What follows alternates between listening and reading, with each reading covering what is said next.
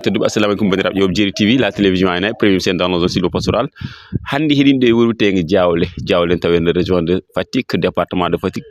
arrondissement mo Diahaw Sine bandiraɓe Djeri TV ko télévision aynaɓe ɗum te garanɗo e wuuro aynaɓe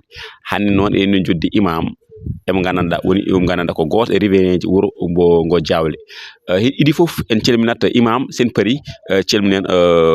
Idy Sow imam woni Idy Sow machallah après garen e riverain goto inchallah assalamu aleykum imam nder Djeri TV la télévision aynaɓe. Waaleykum salam wa rahmatullah. Min calmini min juurima on min beltima e garal mon ne en ñaago Allah ne kay kala ko garɗon ɗo Allah waɗana on hen ndam Allah waɗana enne kay mbawen haal ko ganduɗa janggo inchallah nanɗo fof ma welto Allah mbo wawi ɗum yo Allah waɗan en ɗum beltima no fewi. Waaleykum salam wa rahmatullah caggal imam Idy Sow garten kadi musidɗo goto e riverain ji Diawle assalamu aleykum. Waaleykum salam wa rahmatullah. mi salmini Diawle naɓe salmini diwan Diawle foof mino imam Moulay rewin ko noon tan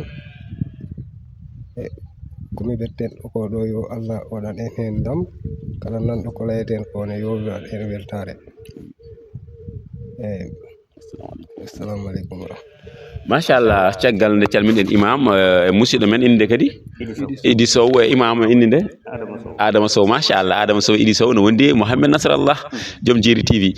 bandiraɓe handi ko histoire sen mbi Diawle konngol Diawle yimɓe foof ne gandi ko konngol Pulaar te ni garɗen nde e wuuro he tawɗen ɗo ko sereraɓe tawɗen ko seɓɓe tawɗen ɗo ko fulɓe mais noon konngol ngol sen nani konngol ngol eɗen gandi wuuro ngo ko wuuro fulɓe ɗum sababi hande garɗen galle imam namɗen imam histoire wuuro ngo Diawle hoto histoire wuuro ngo immi sen paari noon garen e deuxiéme partie mais première partie ko histoire wuuro ngo hol woni histoire wuuro ngo imam Adama Sow. Histoire Diawle nde wonko min gandi hen seeɗa ganduɗa koko mawɓe kalanatno amen par ce que ɗo ɗo gonɗen hande ɗo wiyete wuuro Noppe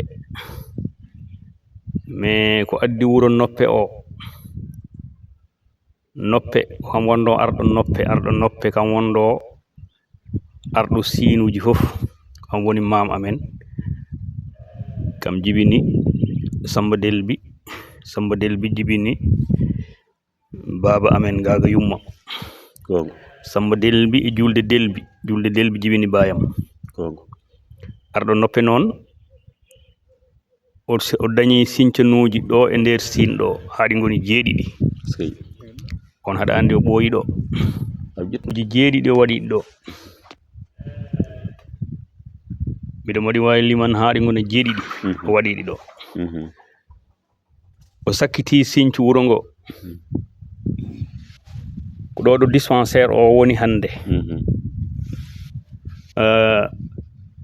nawdiki ɗon wondo nde o sakkitto ɗon ar taw o natti o wumi nde o ari ɗon o waɗi ni woyduru mum o memi cate ɗe o wiɓe he joni de bona ɗo mayatmi on sange ɗon woni sange arɗo Noppe ɗon wattidi won ɓiɗɗo mum woni lomti arɗo yagal ngal woni arɗo Cendu ƴetti wuuro ngo o artiri ngo ɗo e baya ngesa amen arɗo Cendu nde o natti mamam Samba Delbi ƴetti ngo artiri ngo ɗo ɗon ngo woni hande eyi Samba Delbi ne woni ɗo ha mawni o wiya ngo ɓaditoyo wuuro mango ngo par ce que taw eliman gonɗo o toon kam woni eliman Idy Talla kam woni mawan eliman Makki Talla on mo gonmi adjoint mum hande gonga o yahi o ɓaditoyi toon pour diine mum bayam heddiɗo wuuro he wuuro he laaɓi fof en o woni ɗo ha o woni président communauté rural wuuro Diawle ngoɗo o itiɗo won président communauté rural ko wiye Mat Ɓande wiyete babam ƴetti ɗum e makko kam ƴetti ɗum e jungo on noon woni wuuro Noppe mais wuuro Noppe ngoɗo sa nani Diawle ko ga jawle heedi sabu sa yawtiri hande ni ma yiɗo ɓowde kewɗe ɗen ɗon ɓowde mamam goto mo mbimami o wiyeteno Penda Delbi kam woni minirawo Samba Delbi o wi ndeɓe goni sukaɓe o wi ndeɓe goni sukaɓe o wi ɗo lamɗo tereteno e ɓowde he nani haɗa andi no ɓe mbiyatno ɗum ɓe mbi commandant Mosé o wiyeteno commandant Mosé haɗa andi taw France jangde ala andi Moussé rek woni Mosé o o wi noon on wiyeteno on soɓe gari commandant Mosé moɓe waɗa kam ngenne ngelew modi liw ko ɗum woni jolfe ɗe o nani hen faami aɗa andi ɗum ɗon foof ko hin dalilaji ɗi ganduɗa ko ɗo jawle wonɗo par ce que sa yawti ni seeɗa wendu jawle nana toon jawle ɗe jaratno sa yawti ni seeɗa gammoyel jawle ɗena toon ko ɓokki woni toon jawle ɗe ñallinta ok joni wurgo tawde mbiɗa ko histoire jawle ko koreji moon pullo jettaɗo Sow kanko woni créateur wurgo beela hono hitande nde wurgo waɗande santhi haɗum jaggi nden hitande walla jaggani hitande nde noon kam mi nangan saabu mi wima o dañi ɗo cincanuji haɗi goni jeeɗiɗi andi ɗum weɓani nanggo mais environ 1930 1876 cincanuji jeeɗiɗi haɗa andi hande Diakhaw sak itaki ɗum ɗo Diakhaw wiyetego hande o itaki ɗum ɗo kono Diakhaw arata ɗo ko fulɓe kolliri Diakhaw fulɓe aynaɓe ko ɓen kolliri foyre Diakhaw nde par ce que o cincuɗo Diakhaw wona ceerajo nani o wona ceerajo ko soose immiɗo ga hombo ara mbo ɗaɓɓita foyre nde ha ari Diakhaw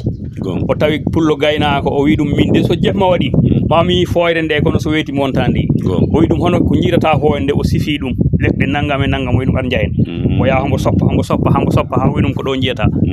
ƴetti garaji o humi ɗon ɗum woni hande ɗon ɗo Diakhaw hande noon nde wonɗo kamɓe mbaɗi organisé kamɓe seeraɓe mbaɗi organisé laamu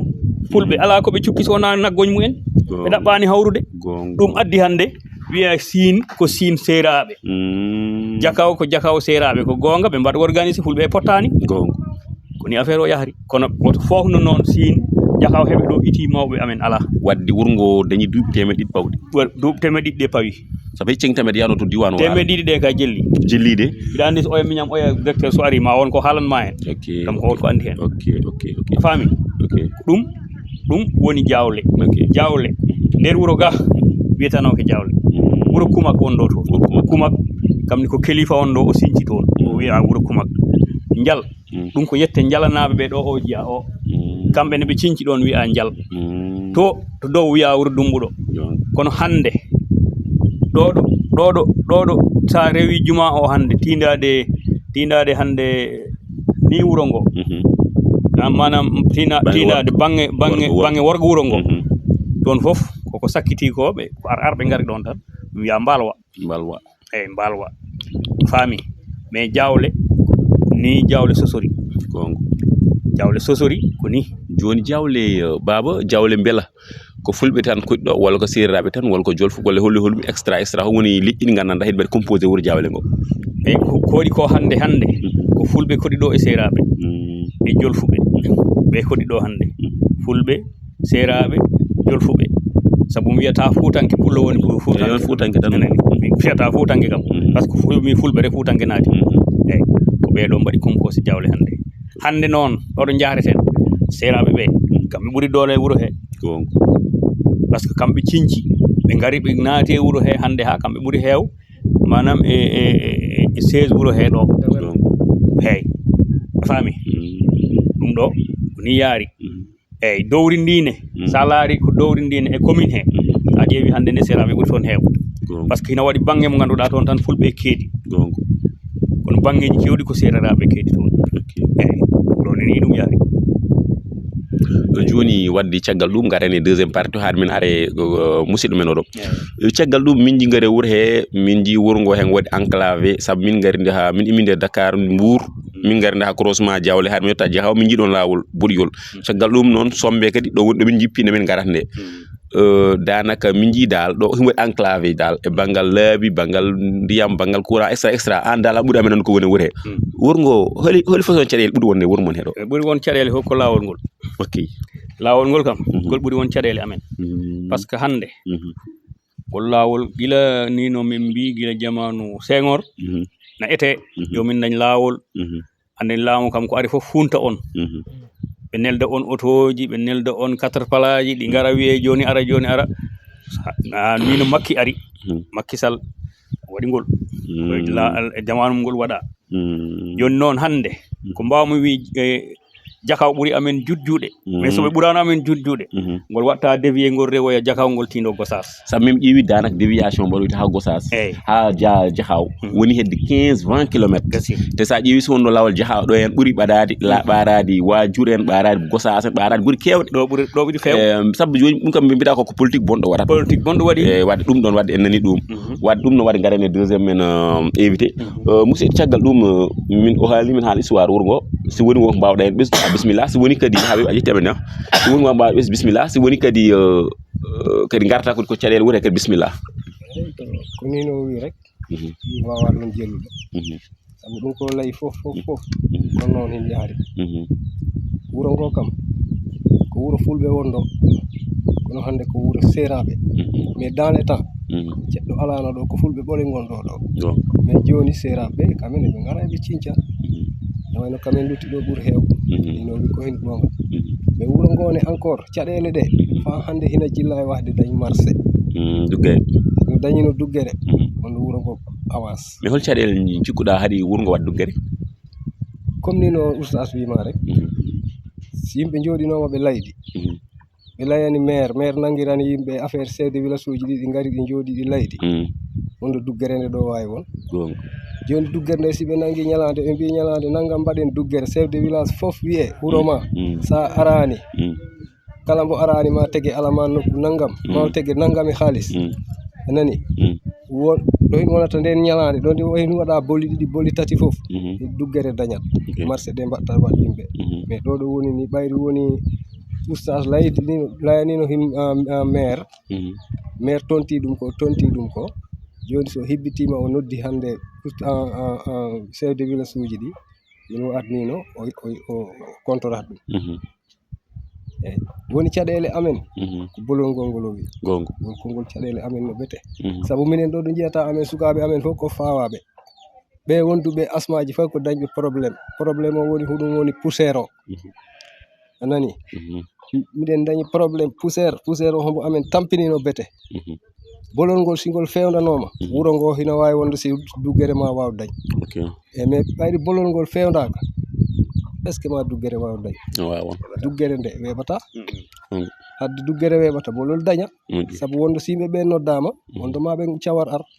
mais ɗo ɗo woni no ɓayri bolol ngol fewdaka wawa ɗumani guila e Abdou Diouf mbimami ha e Senghor ngol bolol min hitande ngol bolol nde ngol soppete miɗo hen siwtori nde ngol soppete ɗo hinnaɓe ha Fatick miɗo hen siwtori nden taw komi suka mawɓe amen mbaɗatno hen babiɓe amen kamen coppatno ɓe coppa ha ɓe jaaha to ɓe gacca ɓe woɗɓe keɓɓo ha en yettoyi guila nden ha joni miɗen liggue tali mais tali wawa dañ guila e Abdou Diouf ha e Abdoulaye Wade ha e Macky sak seɓorani amen saabu Macky wi tawno mbo continue fa hande min gonino dañ tali saabu o programme waɗino hen programme o ɓe arɓe noon min ciwaɓe andana e dara par ce que mbasi wayi ko liggi a wawa ɗum andana e dara machallah wuuro ngone nino wiyete cosaan wuuro ngo ko ɗo ɗo woni cosaan wuuro ngo nino oustas wima ko noon wendu jawle wendu nduni ɗo ɓokkiki to wonɗo ko ɗon jawle ɗe jofatno si jenggi ɗon ɗe mbalata si Allah weeti ɗe jaaha to wendu ɗe jaroya moƴƴi télévision aynaɓe émission caɗele men hande noon hen ɗo e diwan Diawle en gari ɗo e histoire wuuro ngo e caɗele wuuro ngo en joddima imam en joddima liver révérend goto Idy Sow machallah ɓe kalni men caɗele wuuro ngo ɓe kalni kadi histoire wuuro ngo wimon Jeeri TV télévision aynaɓe ko télévision aynaɓe wadde ɗum holoriki en aynaɓe hen ɗo e wuurbitegen Diawle nde tawe nde région de Fatick guila Jeeri TV fuɗɗi ha joni en meeɗa wadde couverture nde région de Fatick hande noon en dañi hande wadde ɗo émission e région de Fatick e ɗum noon e ballugol noon sehil men Habib Ka kayne vraiment kanko woni jaatigui men ɗo e diwan Diawle machallah kadi kanko jogui caméra o machallah no wonde sehil men o inde kadi no wonde Samba Sow kayne ko goto e gonɓe e mairie mo commune mo Diawle vraiment wonti welte Bassirou Diomaye Diakhar Faye son premier ministre Ousmane Sonko no wondi son ministre infrastructure oɗo wiyeteno kadi Déthié Fall nane ɗum ɗo gandon lawol Diawle ngol ko lawol bargol ɗumen ñor ɗum noon inchallahu taala garen troisiéme partie inchallah so nde weeli Allah jarama on jarama jama jeeɗu